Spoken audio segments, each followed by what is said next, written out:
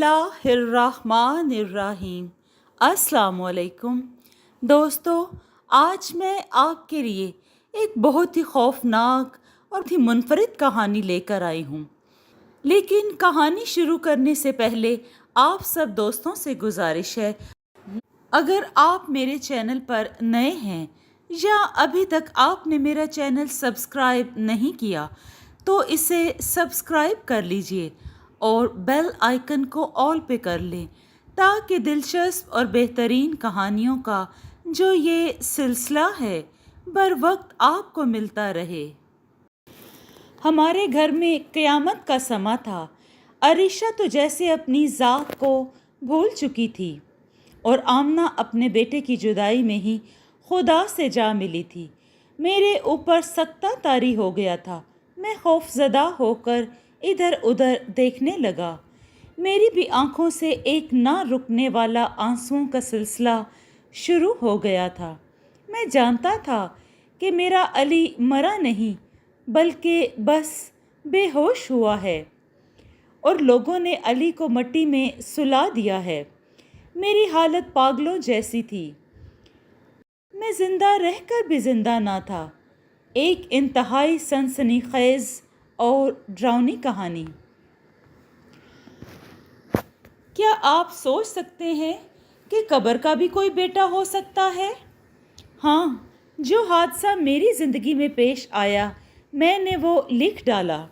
मेरा नाम हमाद अहमद है और बेटे का नाम अली। मेरी बीवी अब अरीशा है, लेकिन हम तो औलाद जैसी नेमत से महरूम थे। शायद आपको मेरी बात सही तरह से या इस तरह से समझ ना आए। चलिए मैं आपको अपनी माजी की तरफ ले चलता हूँ। मैं और मेरी बीवी आमना अपने घर में बहुत खुश थे और एक दूसरे से बहुत मोहब्बत करते थे, लेकिन हमारी कोई औलाद न थी। हमारी शुरू से ख्वाहिश रही कि हमारे घर में भी कोई खेलने वाला हो। मैं एक ऑफ़िस में मुलाजिम था और रोज़ ऑफ़िस जाता था, जो कि घर से थोड़े ही दूर था। मैं सुबह 7 बजे जाता और शाम जल्द ही घर वापस आ जाता। मैं घर आता, आमना मेरी मुंतज़िर होती। फिर मेरा तबादला दूसरे शहर हो गया और हम वहाँ शिफ्ट हो गए। अब ऑफ़िस घर से काफ़ी दूर था, जिसकी वजह से मैंने मोटरसाइकिल ख़रीद ली। जल्दी करने पर भी थोड़ी बहुत देर हो जाती थी। जिस रास्ते से मैं गुज़रता था वहाँ एक बड़ा कब्रिस्तान भी आता था, लेकिन मैंने खौफ डर वगैरह को अपने पास भी न आने दिया। एक दिन ऑफ़िस जा रहा था कि कब्रिस्तान से मुझे एक बच्चे के रोने की आवाज़ आने लगी। मैंने गौर न किया। वो आवाज़ें कब्रिस्तान के अंदर से आ रही थीं और जब मैं वापस आ रहा था तो फिर वही आवाज़ें मुझे सुनाई दी। मैं थोड़ी देर खड़ा रहा, फिर ये सोचकर कि आमना घर में अकेली होगी घर चल दिया। काम की वजह से जल्दी ही खाना वगैरह खाकर सोने की तैयारी करने लगा, लेकिन इस बच्चे की आवाज़ें अभी भी मेरे कानों में गूंज रही थीं। वो चीखें बहुत ही दर्द भरी थीं। फिर न जाने कब मेरी आंख लग गई और मैं नींद की वादियों में डूबता चला गया। नाश्ता करने के बाद मैंने तैयारी पकड़ी और काम पर चला गया। काम से फारिग होकर घर की जानिब चलने लगा, लेकिन आज वो आवाज़ें मुझे कहीं से भी सुनाई नहीं दे रही थीं। घर जाकर मैंने सोचा कि शायद कब्रिस्तान के करीब कोई घर हो जहाँ से बच्चे की आवाज़ें आ रही थीं। मैं ख्वाह परेशान हो रहा था। फिर सुबह हस्बे आदत काम पर जाने की तैयारी करने लगा और घर से निकलकर इसी रास्ते पर चल पड़ा। आज फिर वही आवाज़ें कब्रिस्तान से गुज़रते वक्त आ रही थीं। मैंने ख़ास तवज्जो ना दी और काम पर चला गया। वापसी पर ये चीखों की आवाज़ बहुत दूर दूर तक जा रही थी। रात के साए भी गहरे होते जा रहे थे। मैंने करीब जाकर मोटरसाइकिल खड़ी की, जेब से मोबाइल निकालकर आमना को फ़ोन किया آج کام کچھ زیادہ ہے آمنہ، جس کی وجہ سے تھوڑا سا لیٹ ہو جاؤں گا۔ تم فکر مت کرنا۔ میں نے یہ کال اس لیے کی کہ میں ایک بہت بڑا فیصلہ کر چکا تھا۔ آج قبرستان میں جا کر راز فاش کر ڈالوں گا کہ آخر کون وہ بچہ ہے جو مسلسل روتا ہے۔ میں نے ایک بار اپنی موٹر سائیکل کو دیکھا اور قبرستان کی طرف بڑھنے لگا۔ داخل ہوتے ہی خوف نے مجھے بری طرح سے دبوچ لیا۔ قبروں کی اوڑ میں سوئے ہوئے دو کتے بھونکنے لگے۔ میرے تو خوف سے رونگٹے کھڑے ہو گئے۔ شاید مجھے آج پتہ چل گیا کہ لوگ خوف کس کو کہتے ہیں۔ خوف کیا چیز ہے میں آج جان چکا تھا۔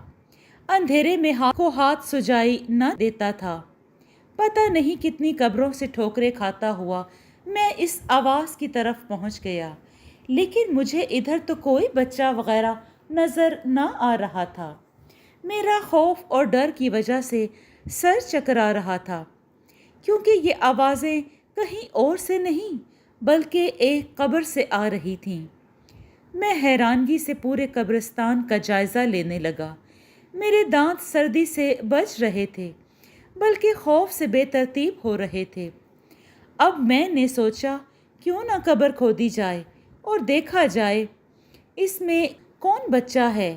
قبر کے اندر تو ہمیشہ مرا ہوا انسان ہی ہو سکتا ہے جو نہ بول سکتا ہے اور نہ ہی چل پھر سکتا ہے۔ پھر میں نے آؤ دیکھا نہ تاؤ اور قبر کھودنے لگا۔ میں اس بچے کی آواز کا کھوج لگانا چاہتا تھا۔ قبر کھودتے کھودتے میرے کپڑے پسینے سے بھیگ چکے تھے۔ آخر کار میں نے قبر کھود ڈالی۔ جب میں نے تختے ہٹائے تو میری چیخ نکل گئی۔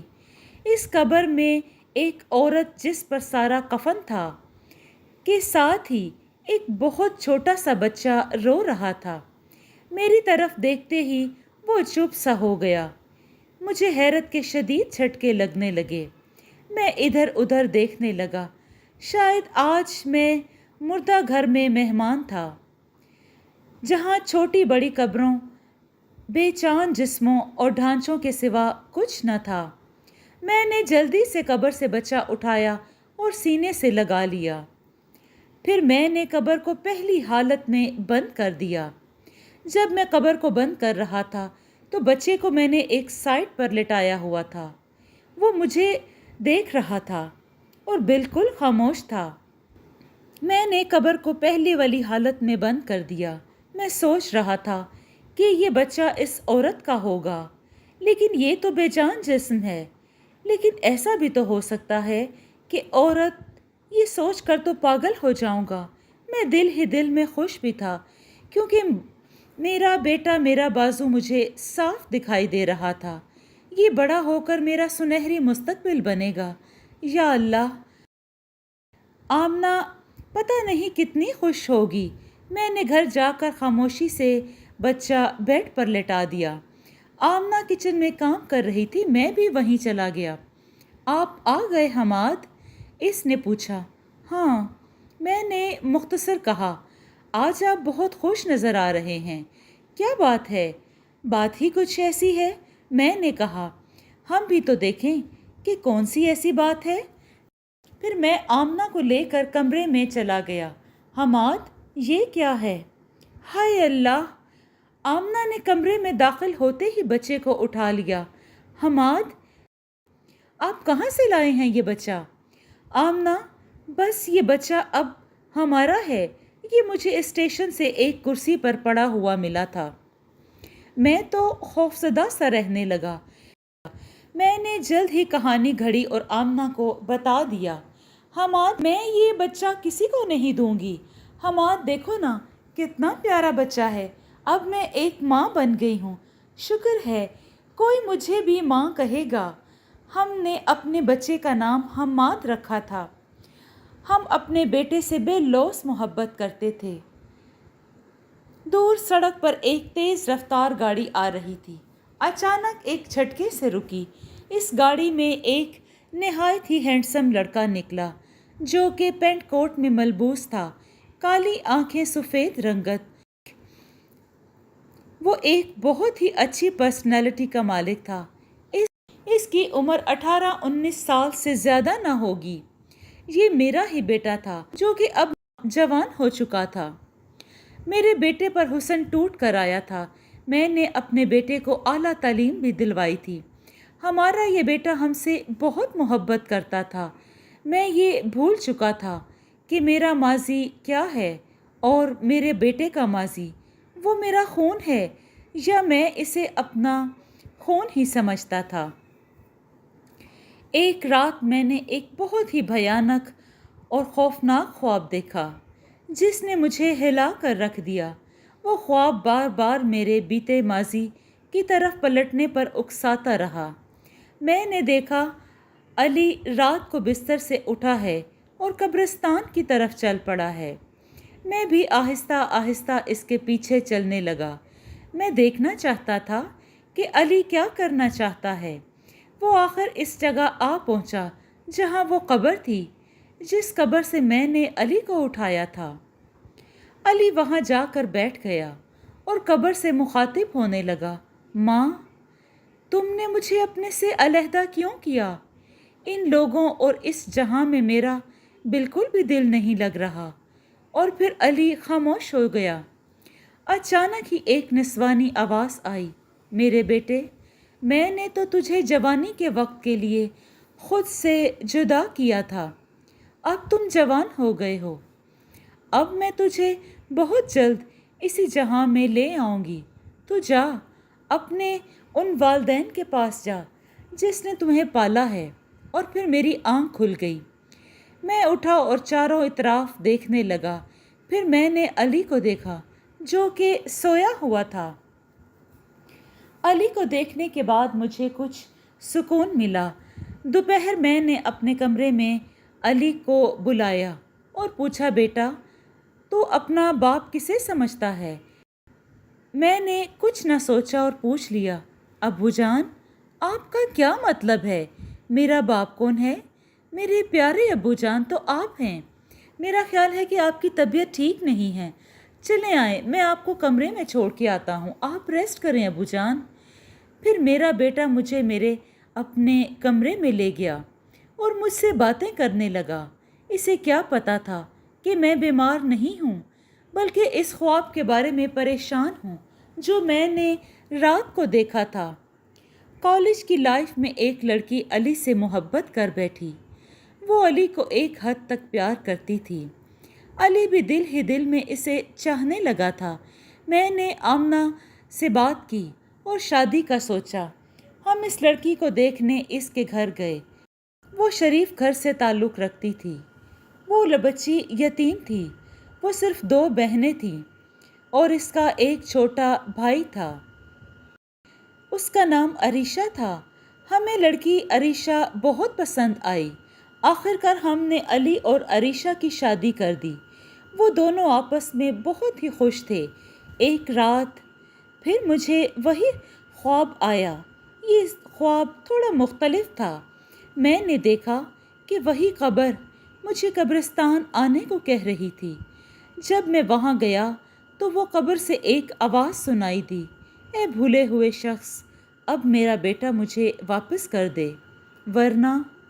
میں جذباتی ہو کر بولا، ورنہ کیا کرے گا؟ وہ میرا بیٹا ہے، وہ کوئی مجھ سے نہیں چھین سکتا۔ میں اسے واپس نہیں کروں گا۔ اگر نہ کیا تو میں تیرا خاندان ایک ایک کر کے قبرستان میں پہنچا دوں گی۔ یہ اس قبر سے آنے والی اس عورت کی آواز تھی۔ اس خواب کے بعد میں بہت خوفزدہ سا رہنے لگا، لیکن میں نے بھی صاف انکار کر دیا۔ لے سکتی ہے تو لے لے، مجھ سے میرا بیٹا، میں اپنے بیٹے پر قربانی دے سکتا ہوں، لیکن مجھ سے کوئی میرا بیٹا جدا نہیں کر سکتا۔ پھر میں سوچتا کہ اگر سچ میں وہ قبر مجھ سے میرا بیٹا چھین لے گئی تو میں یہ بات سوچ کر پھر اور پریشان ہو جاتا۔ میرے گھر والے بھی مجھ سے میری پریشانی کی وجہ پوچھتے۔ میں بات کو گول مٹول کر دیتا اور کبھی ٹال دیتا۔ میری بیوی اور بہو کو کیا پتا کہ جس بیٹے کو ہم اپنا بیٹا سمجھتے ہیں وہ اصل میں ہمارا نہیں بلکہ ایک پرانی بوسیدہ قبر کا بیٹا ہے، یعنی میں نے اس کو وہاں سے اٹھایا تھا۔ آج مجھے تھوڑا سا پچھتاوا محسوس ہو رہا تھا کہ میں نے بیٹا کیوں اٹھایا۔ میں بھلا آخر بیٹا کیوں نہ اٹھاتا؟ میں اولاد جیسی نعمت سے پیاسا تھا، ویسا ہی جیسے ایک چھوٹا پودا ہوتا ہے، اگر اس کو پانی نہ دیا جائے تو وہ سوکھ کر مرجھا جاتا ہے۔ ہم بھی تو بچے کے بغیر مرجھا رہے تھے۔ میں نے اپنی سوچ کو رد کیا کہ اگر بچہ نہ اٹھاتا تو میں بھی اولاد کو ترستا ہوا مر جاتا، اور آمنہ بھی تڑپ تڑپ کر مر جاتی۔ وہ بھی ساری زندگی اولاد کے سکھ کو ترستی۔ میں یہ سب سوچ ہی رہا تھا کہ میں نے دیکھا کہ میرا بیٹا میرے سامنے کھڑا تھا اور مجھے گہری نظروں سے دیکھ رہا تھا۔ ابو جان، میں آپ کو ایک ہفتے سے دیکھ رہا ہوں کہ آپ پریشان سے ہیں۔ آخر کیا بات ہے؟ آپ نہ صحیح طرح سے کھاتے ہیں اور نہ ہی کسی سے بات چیت کرتے ہیں۔ بیٹا، کچھ نہیں، بس تھوڑا سا بخار تھا اور میں دوا لے کر آیا ہوں، کچھ دن میں ٹھیک ہو جاؤں گا۔ ابو جان، میں آپ کو ایک ہفتے سے دیکھ رہا ہوں کہ آپ بہت پریشان سے رہتے ہیں۔ آخر کیا بات ہے؟ آپ نہ صحیح طرح سے کھاتے ہیں اور نہ کسی سے بات چیت کرتے ہیں۔ کچھ نہیں،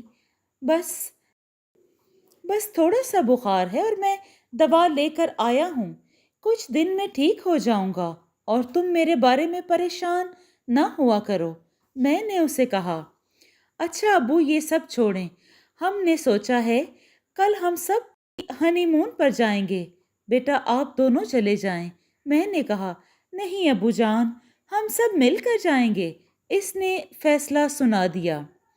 صبح ہم نے مری جانے کا انتخاب کیا اور وہاں جا کر ایک ہوٹل میں ایک کمرہ بک کروایا۔ سارا دن گھومتے پھرتے گزر گیا۔ رات کو ہم نے سونے کی تیاری کی اور تھکاوٹ کی وجہ سے جلدی ہی سو گئے۔ رات کا نہ جانے کون سا پہر تھا جب میری آنکھ دروازے کی دستک سے کھل گئی۔ میں نے علی کو جگانا مناسب نہ سمجھا اور اٹھ کر خود ہی کھولنے چلا گیا۔ میں سمجھا کہ شاید ہوٹل کا کوئی ویٹر ہوگا، لیکن جب میں نے دروازہ کھولا تو خوف سے میری چیخ نکلتے رہ گئی۔ خوف سے میرے رونگٹے کھڑے ہو گئے۔ میں پسینے سے نہا رہا تھا۔ ایک بھیانک وجود میرے سامنے کھڑا تھا۔ یہ بتانا میرے لیے مشکل ہے کہ وہ انسان تھا یا کوئی جانور یا درندہ تھا یا کوئی ہوائی مخلوق، پتہ نہیں وہ کیا تھا۔ اس بھیانک وجود کا منہ صرف اور صرف مٹی تھا، جس میں بے شمار چھوٹے بڑے سوراخ تھے، جس سے بے تحاشا چھوٹے چھوٹے حشرات نکل رہے تھے۔ اس وجود کا جسم بتانے کے لیے میرے پاس الفاظ نہیں ہیں، مختصر یہ کہ وہ وجود بہت ہی بھیانک اور خوفناک تھا۔ کون ہو تم؟ بمشکل میرے منہ سے یہ جملہ نکلا۔ نادان شخص، میں وہی ہوں، قبر ہوں، جہاں سے تم نے میرے بچے کو اٹھایا، اور اب اپنا بچہ واپس لینے آئی ہوں۔ اور وہ وجود لڑکھڑاتا ہوا میرے قریب ہونے لگا۔ ایسا لگ رہا تھا جیسے وہ کسی حادثے کا شکار ہو یا پھر پیدائشی ہی لنگڑا ہو۔ اس وقت ایک چیخ میرے حلق کو چیرتی ہوئی باہر نکل گئی۔ اس سے آگے میں کچھ نہیں جانتا، بس صرف اتنا پتا ہے کہ جب مجھے ہوش آیا تو میں اپنے کمرے میں تھا۔ میرے پاس میرا بیٹا بیٹھا ہوا تھا۔ ابو، آپ کو ہوش آ گیا؟ علی نے پوچھا۔ جی بیٹا، جی، میں نے کہا۔ آپ کو کیا ہو گیا تھا؟ رات ہم نے آپ کو کمرے کے دروازے میں پایا، آپ بے ہوش تھے اور کپڑوں پر تھوڑی بہت مٹی بھی لگی ہوئی تھی۔ آپ کو 3 دن بعد ہوش آیا ہے۔ 3 دن بعد مجھے ہوش آیا بیٹا، بس میں پانی کے لیے اٹھا تھا اور تھوڑا سا سر چکر آ گیا، میں خاموش ہو گیا۔ آپ نے مجھے بتانا تھا، میں پانی لے کر آ جاتا، اچھا ابو جان، اب آپ آرام کریں، میں بھی چلتا ہوں، رات کافی بیت چکی تھی۔ ابو جان، یہاں سے واپسی پر میں آپ کو کسی اچھے ڈاکٹر کے پاس لے کر جاؤں گا اور آپ کا کمپلیٹ چیک اپ کرواؤں گا۔ آپ اپنا بالکل بھی خیال نہیں رکھتے، اب آپ نے صرف آرام کرنا ہے۔ میرا بیٹا مجھے ہدایتیں دیتا ہوا کمرے سے باہر چلا گیا اور میں پتہ نہیں کب خوابوں کی دنیا میں بھٹکنے لگا۔ میں نے نماز پڑھی، تھوڑی دیر لیٹ گیا اور رات کو آئے ہوئے خواب کے بارے میں سوچنے لگا۔ رات کو پھر وہی خواب مجھے رات کو پھر وہی عورت مجھے خواب میں ملی تھی، اس سے پھر وہی آوازیں آ رہی تھیں، وہ پھر سے مجھ سے اپنا بیٹا مانگ رہی تھی۔ میں بہت ساری باتوں میں الجھ گیا تھا، میرا تو سر چکرانے لگا تھا، مگر بالآخر میں نے فیصلہ کر لیا کہ آج تو میں ضرور قبرستان جاؤں گا، یعنی کہ واپسی پر یہاں سے واپس جا کر فوری قبرستان جاؤں گا اور جا کر اسے بات ختم کروں گا، آر یا پار معاملہ کروں گا۔ پھر وقت گزر گیا، ہم لوگ واپس آ گئے، دن کا پتہ ہی نہ چل سکا اور رات کی تاریکی پھیلنے لگی۔ میں نے آمنہ اور علی کو ایک کام سے جانے کا کہا اور خود قبرستان کی جانب چل دیا۔ آج نہ جانے کیوں مجھے میرے بچے کے ماضی کے وہ دن یاد آ رہے تھے۔ میں نے اسے قبرستان سے اٹھا کر جب لایا تھا، باتوں باتوں میں میرا سفر کا پتہ ہی نہ چلا اور میں وہ خوفناک قبرستان کے سامنے کھڑا تھا۔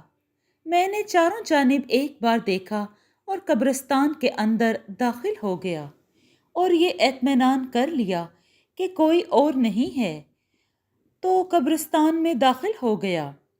میرے قبرستان میں داخل ہوتے ہی ایک الو کی چیخ نے پورے قبرستان کو ہلا کر رکھ دیا تھا۔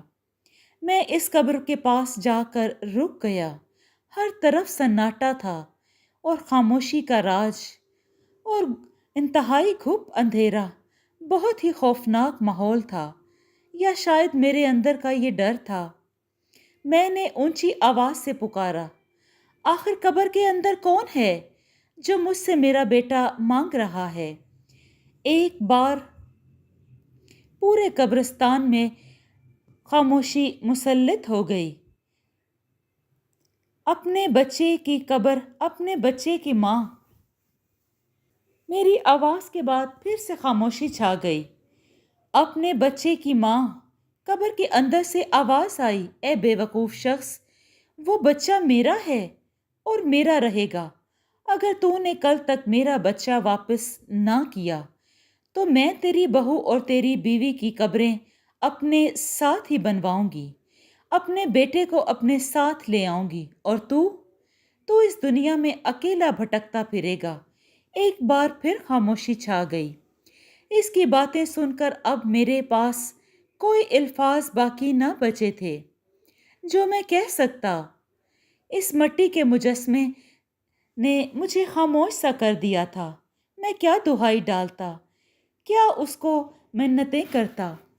میں نے ایک بار آسمان کی طرف دیکھا، اے خدا، جب بیٹا دیا تھا تو اب لینے کیوں لگا ہے؟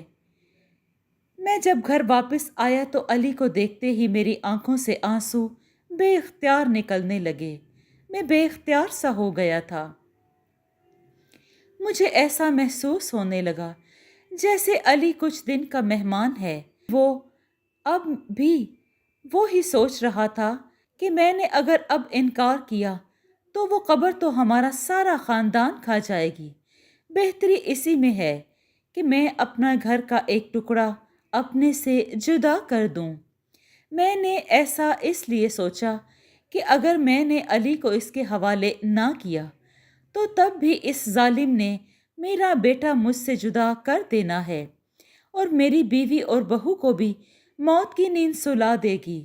ہاں، مجھے ایسا ہی کرنا چاہیے، شاید قسمت میں ایسا ہی لکھا ہوا ہو، مگر میں ایک ماں سے اس کا لخت جگر کیسے جدا کر دوں؟ کیونکہ میں نے پہلی رات آمنہ کو نہیں بتایا تھا۔ کہ یہ ایک قبر کی امانت ہے۔ یہ بات میں نے اس سے چھپائے رکھی تھی اور اب چھپانا مشکل تھا۔ آمنہ اور علی کمرے میں بیٹھے باتوں میں مصروف تھے۔ عریشہ ان کے لیے جوس تیار کر رہی تھی۔ میں جلدی سے کچن میں گیا۔ ابو جان، آپ آ گئے؟ آپ کمرے میں چلیے، میں آپ کے لیے بھی جوس لے کر آ رہی ہوں۔ عریشہ نے مجھے دیکھتے ہی کہا، نہیں بیٹی، آپ جاؤ، میں سب کے لیے جوس لے کر آؤں گا۔ آپ چلو بیٹا۔ بہت پیار آ رہا ہے بیٹے پر، عریشہ نے مسکراتے ہوئے کہا تو میں بھی ہنس دیا۔ ہاں بیٹا، میں کمرے میں ہی جا رہا تھا اس لیے کہہ دیا۔ میں نے 3 گلاس جوس کے پکڑے اور کچن سے باہر آ گیا۔ میں نے باہر آتے ہی علی کے گلاس میں 5 بے ہوشگی کی گولیاں ملا دیں۔ میں چاہتا تھا کہ جب علی یہ پیے گا تو اسے سارا دن ہوش نہیں آئے گا، پھر میں علی کو سب گھر والوں کے سامنے مردہ قرار دوں گا اور علی کو اسی قبر میں دفنا دوں گا۔ اے خدا، میں دل ہی دل میں رو رہا تھا اور گڑ گڑا رہا تھا۔ اے خدا، میں کتنا ظالم ہوں، اپنے ہی بیٹے کی موت مانگ رہا ہوں۔ اس سے پہلے میں خود کو ختم کر دوں گا۔ وہ قبر مجھے مرنے کے بعد بھی میری روح کو چین نہیں لینے دے گی، چین سے نہیں رہنے دے گی۔ یہ میں جانتا تھا۔ وہ میرے پورے گھر کو قبرستان بنا دے گی۔ پھر میں نے آنسو صاف کیے اور کمرے میں داخل ہو گیا۔ میں نے ٹرے میں رکھے گلاس ایک ایک کر کے تینوں کو دیے اور اسپیشل گلاس اپنے بیٹے کو دیا۔ بیٹا مجھے دیکھ کر مسکرا رہا تھا اور خوش بھی ہو رہا تھا۔ ابو جان، آپ کی طبیعت آج بہت اچھی لگ رہی ہے۔ مجھے لگتا ہے ڈاکٹر سے میٹنگ کے بعد جو دوائی آپ نے شروع کی ہے اس سے آپ کی طبیعت بہت اچھی ہو گئی ہے۔ میں نے مسکرا کر آنکھوں سے ہاں میں جواب دیا۔ میری بیوی بھی بہت خوش تھی۔ وہ تینوں خوش گپیوں میں مصروف تھے اور میں ان تینوں کے چہروں کا بغور جائزہ لے رہا تھا اور علی کا خاص طور پہ چہرہ دیکھ رہا تھا۔ میں اپنے بیٹے کے چہرے کو اپنی آنکھوں میں محفوظ کر لینا چاہتا تھا، اس کی مسکراہٹ کو، اس کی باتوں کو۔ اگلے دن ہمارے گھر میں قیامت کا سماں تھا۔ عریشہ تو جیسے اپنی ذات کو بھول چکی تھی اور آمنہ اپنے بیٹے کی جدائی میں ہی خدا سے جا ملی۔ میرے اوپر سکتہ طاری ہو گیا تھا۔ میں خوفزدہ ہو کر ادھر ادھر دیکھنے لگا۔ میری بھی آنکھوں سے ایک نہ رکنے والا آنسوؤں کا سلسلہ شروع ہو گیا تھا۔ میں جانتا تھا کہ میرا علی مرا نہیں ہے بلکہ بس بے ہوش ہوا ہے۔ ایک بار تو میں سب کو بتانے والا تھا کہ میرا بیٹا بے ہوش ہے، لیکن اب وقت سر سے گزر چکا تھا۔ آمنہ اس دنیا میں نہ رہی تھی۔ مجھ پر ایک عجیب سی کیفیت طاری تھی۔ اب مجھے احساس ہو رہا تھا کہ میں کیا کر بیٹھا ہوں۔ سب کچھ دیکھ رہا تھا لیکن خاموش تھا۔ میرے سامنے ہی میرے بیٹے کو کفن پہنایا گیا اور لوگوں نے علی کو مٹی میں سلا دیا۔ میں سب کچھ دیکھ کے بھی کچھ نہ کر پا رہا تھا، جیسے مجھ پہ بھی ایک خاموش موت طاری ہو گئی ہو۔ پھر میری حالت پاگلوں جیسی ہو رہی تھی۔ میں زندہ رہ کر بھی زندہ نہ رہا تھا۔ اس رات میں قبرستان پہنچا اور تازی تازی اپنے بیٹے کی زندہ قبر کو کھودنے لگا۔ میں نے گھنٹوں علی کو سینے سے لگا کر روتا رہا۔ مردہ پرفیوم میرے سر کو بھاری کرنے لگا۔ تب بھی میں اپنے بیٹے کو چومتا رہا۔ پتہ نہیں کب تک میں اپنے بیٹے کو سینے سے لگائے سوتا رہا۔ خوف اب میرے جسم میں سرایت کر رہا تھا۔ میں آج 18 سال بعد پھر اس قبر کو کھودنے لگا۔ میں نے قبر کھود ڈالی۔ میں نے اپنے ہی ہاتھوں سے اپنے بیٹے کو اس قبر میں لٹا دیا۔ دوسری عورت کا مردہ جسم دیکھ کر میں کانپ کر رہ گیا۔ پھر میں نے قبر پر مٹی ڈالنے لگا اور کہا، میں نے تیری امانت تجھے واپس لوٹا دی۔